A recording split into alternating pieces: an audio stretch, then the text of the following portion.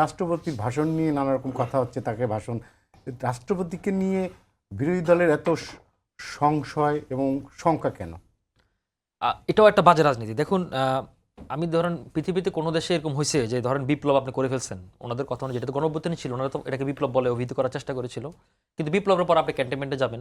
তো আপনারা, আমি বেনিফিট অফ ডাউট দিতে চাই, এটা বারবারই বলছি, আমি এখনও বলি, সেটা হচ্ছে কি 5ই আগস্ট থেকে 8ই আগস্টের মধ্যে যদি আপনি শহীদ মিনারে, স্মৃতিসৌধে বা কোথাও, হ্যাঁ, বা শহীদ মুগ্ধর বাড়ির সামনে অথবা শহীদ আবু সাইদের বাড়ির সামনে কারোর সামনে যদি আপনি শপথ নিতেন, আপনি বলতে পারতেন যে আমরা একটা জুলাই সনদ দিন দেশ চালাবো, আমরা কনস্টিটিউশন মানে নেই, রাষ্ট্রপতি মানে না।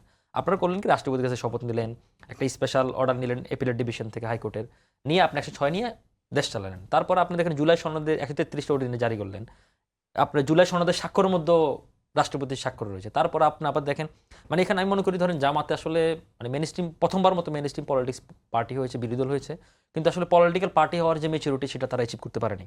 হয়তো ভোটের মাঝে পেরেছে, কিন্তু ধরেন একেবারে রাষ্ট্রের গঠন ভিত্তিক কেন্দ্রিকভাবে যে রাজনীতি করার ব্যাপারটা, সেটা তারা অর্জন করতে পারেনি, অ্যাচিভ করতে পারেনি। দেখুন, রাষ্ট্রপতিকে ওরা, বরং এটা কিন্তু কনস্টিটিউশনাল পাওয়ার।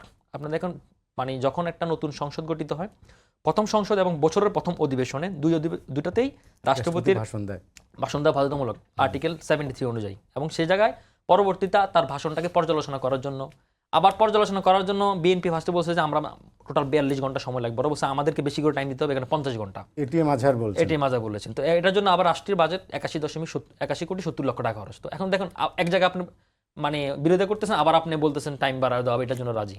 মানে ব্যাপারটা হচ্ছে, ধরেন কনস্টিটিউশন তো আর ছেলে খেলা না যে আপনি একটু মানবেন আর একটু মানবেন না। ব্যাপারটা হচ্ছে কি, আপনাকে পুরো জিনিসটাই মানতে হবে, কারণ রাষ্ট্রের সর্বোচ্চ আইন হচ্ছে সংবিধান। এখন এই সংবিধানের রক্ষাবেক্ষার দায়িত্ব হচ্ছে সুপ্রিম কোর্ট।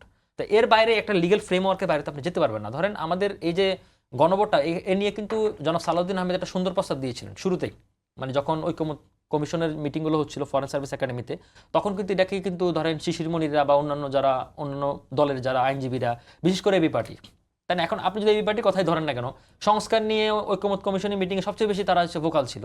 এখন তাদের তো কোনো রিপ্রেজেন্টেশন নাই মানে আপনার পার্লামেন্টে, তাহলে তো এই যে সে ভোকাল ছিল, এখানে এসে যদি পার্লামেন্টে এগুলো বাতিল করে, তাহলে তার এই মানে চিল্লাচিল্লির তো কোনো ভ্যালিডিটি নাই, কোনো গ্রাউন্ড নাই।